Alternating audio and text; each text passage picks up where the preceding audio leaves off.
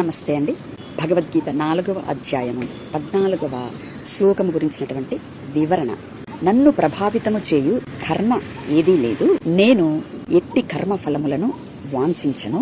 నన్ను గూర్చినటువంటి ఈ సత్యము నెరిగినటువంటి వాడు కూడా కర్మ ఫలముల చేత బంధింపబడడు అనేటువంటి ఈ శ్లోకం యొక్క పరమార్థమును ఆలోచన చేసినట్లయితే, పంచభూతాలను శరీరముగా ధరించి వ్యక్తము కాకముందే ఆత్మ శ్రీకృష్ణుడి యొక్క శరీరము లేదా ఉపాధి ద్వారా మాట్లాడుతున్నటువంటి ఆత్మ యొక్క సంగతులు ఏమనగా, ఆత్మను ప్రభావితము చేసేటువంటి కర్మ ఏదీ లేదు అనగా, నిరంతరము మార్పు చెందుతున్నటువంటి తమో రజో సత్వ గుణములకు కారణమైనటువంటి కామము సైతం ఆత్మను ప్రభావితము చేయలేదు అనగా, ఈ కామము ఆత్మను నాశనము చేయలేదు, కానీ ఈ ఆత్మనే కామమును వశపరచుకోవడం జరుగుతుంది.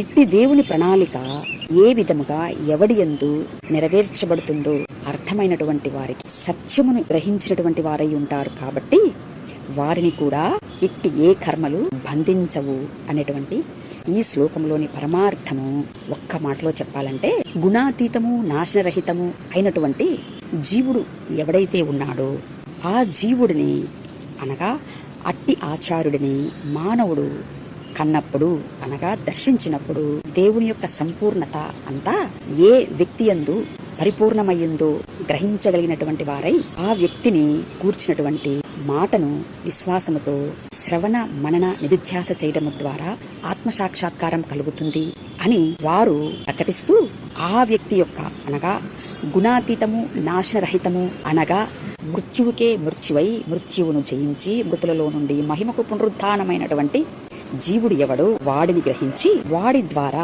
సమస్తమును గ్రహించగలుగుతూ వాడి యొక్క సంపూర్ణతలోనికి పరిపూర్ణమయ్యేటువంటి ఆంతరంగిక రూపాంతర ప్రక్రియను కలిగి ఉంటాడు.